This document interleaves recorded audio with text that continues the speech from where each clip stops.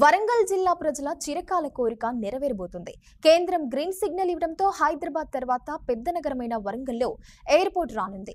ఇక దీనికి సంబంధించిన పూర్తి వివరాలను మాముడు నుండి మా ప్రతినిధి సమీర్ అందిస్తారు. ఉత్తర తెలంగాణ ఓరుగల్లు ప్రజల చిరకాల వాంఛ తీరబోతుంది.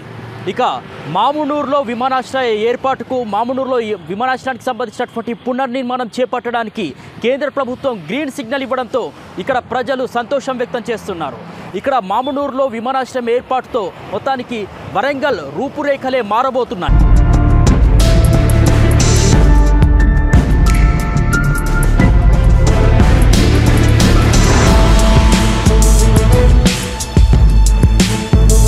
మామునూరు ఎయిర్పోర్టుకు సంబంధించి ఎంతో చరిత్ర ఉంది.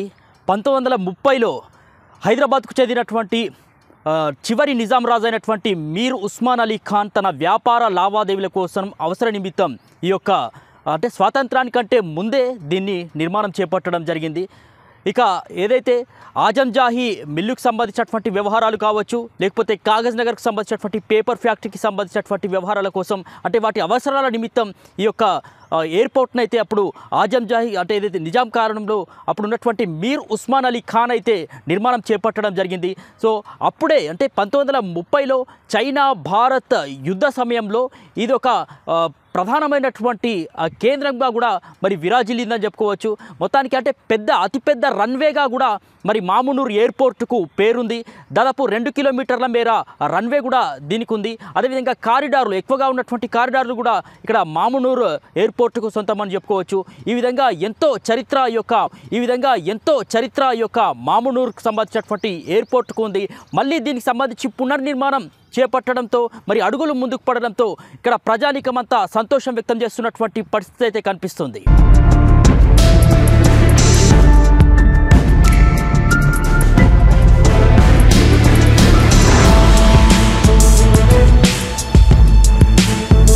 సాధారణంగా విమానాశ్రయానికి సంబంధించి దాదాపు 1000 ఎకరాల స్థలం అవసరం ఉంటుంది. ఇక్కడ మామునూరు ఎయిర్పోర్ట్కి సంబంధించి ఇప్పటికే 690 ఎకరాల స్థలం ఉంది. ఇంకో 253 స్థలాల సేకరణ కోసం 253 ఎకరాల స్థల సేకరణ కోసం అధికారులు ఇప్పటికే మరి తుది దశకు చేరింది. దీనికి సంబంధించి ఇప్పటికే మనం చూసినట్లయితే కనుక తెలంగాణ రాష్ట్ర ప్రభుత్వం ప్రాంతీయ విమానాశ్రయాలను ఏర్పాటు చేయాలని మరి సంకల్పంగా పెట్టుకుంది. రైసింగ్ తెలంగాణలో భాగంగా ఇప్పటికే మరి ఇక్కడ మామునూరుకు సంబంధించి కావచ్చు, మరి పెద్దపల్లి, మరి భద్రాద్రి కొత్తగూడెం ఇలా అనేకమైనటువంటి ప్రాంతాలకు సంబంధించి దాదాపు 6 ప్రాంతీయ విమానాశ్రయాలను తెలంగాణలో ఏర్పాటు చేయాలి అని చెప్పేసి తెలంగాణ రాష్ట్ర ప్రభుత్వం కేంద్రానికి ప్రతిపాదనలు పంపింది.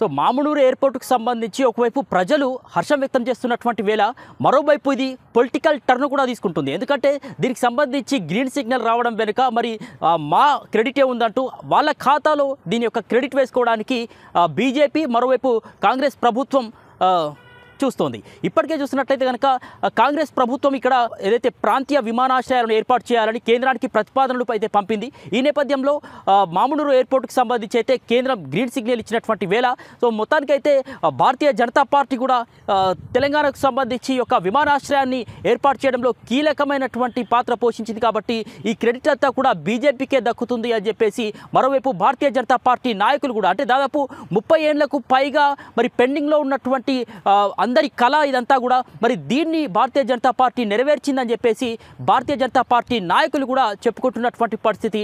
మరికొంత వాగ్వివాదం కూడా ఇటీవల చోటు చేసుకున్నటువంటి పరిస్థితిని కూడా మనం చూసాము.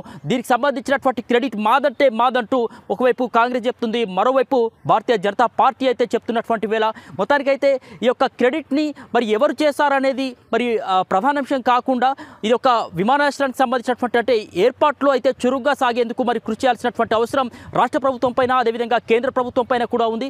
అదేవిధంగా మరి ఇక్కడ క్రెడిట్ అనేది పక్కన పెడితే ప్రజా ప్రయోజనాల కోసం పాటుపడాల్సినటువంటి ఆవశ్యకత ఇటు రాష్ట్ర ప్రభుత్వానికి అదేవిధంగా కేంద్ర ప్రభుత్వానికి కూడా ఉందని చెప్పేసి ఇక్కడ ఓరుగల్లు వాసులైతే అభిప్రాయం వ్యక్తం చేస్తున్నటువంటి పరిస్థితి ఉంది.